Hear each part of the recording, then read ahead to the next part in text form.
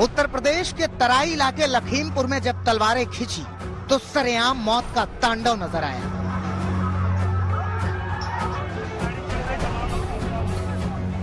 साथियों की मौत पर किसान भड़क गए और देखते ही देखते लखीमपुर का तिकुनिया इलाका धधक उठा। आक्रोश का शोर ऐसा गूंजा कि चंद मिनटों में 8 लोगों की जान चली गई। जिस तरह से पूरे इलाके को हिंसा ने अपनी चपेट में लिया, लगा कि लखीमपुर से उठी आग की लपटें इतनी जल्दी शांत होने वाली नहीं। लखीमपुर की घटना के बाद सरकार को भी खतरे का अंदेशा था, लिहाजा सरकार सतर्क हो गई और हिंसा और हालात को काबू करने के लिए कई मोर्चे पर एक साथ एक्शन शुरू कर दिया, जिसका नतीजा किसान संगठनों और सरकार के बीच सुलह के रूप में सामने आया।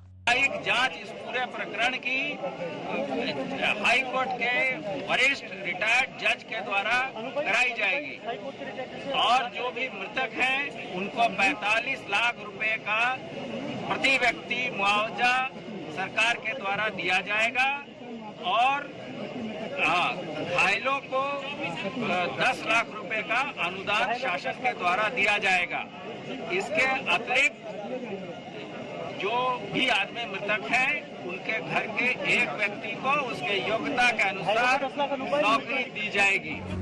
तिकुनिया इलाके में भारी पुलिस फोर्स पहले से ही तैनात थी, लेकिन डर था विपक्ष के विरोध प्रदर्शन का, जिससे हिंसा फिर से भड़कने की आशंका थी। खतरे को भांपते हुए प्रशासन ने न तो किसी विपक्षी नेता को लखीमपुर तक पहुंचने दिया, न वहां किसी तरह के प्रदर्शन की इजाजत दी।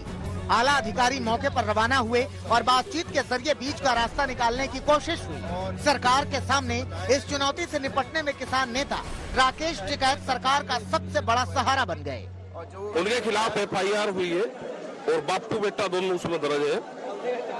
उनकी गिरफ्तारी भी होगी। 45 लाख का मुआवजा जो मृतक है उसकी जांच जो अधिकारी होंगे लीगल सेल से उसकी जांच होगी। कोई भी रिटायर्ड जज उसकी जांच करेगा और उनको सरकारी नौकरी, ये सारी चीजें तय हो गई है।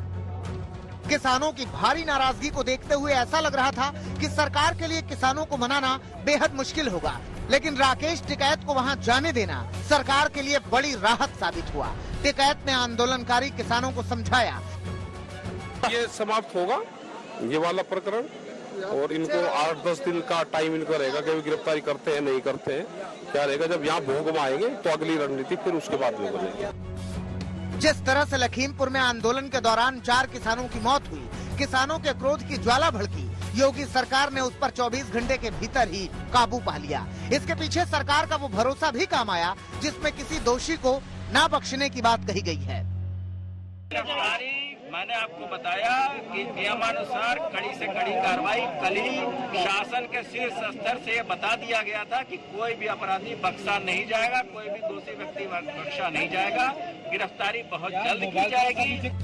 सरकार जांच कर कार्रवाई का भरोसा दिला रही है, लेकिन अपनों को खोने वाले अब भी यही सवाल कर रहे हैं कि क्या विरोध करना इतना बड़ा कसूर हो गया कि कुचल कर किसी की जान ले ली जाए, और पूछ रहे हैं कि मंत्री के बेटे पर कार्रवाई कब होगी।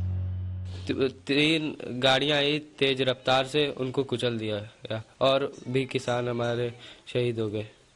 जब उनके साथ हादसा हुआ तो आप उनके साथ थे? जी, साथ में थे, बगल में चल रहे थे। तो आपको चोट नहीं आई?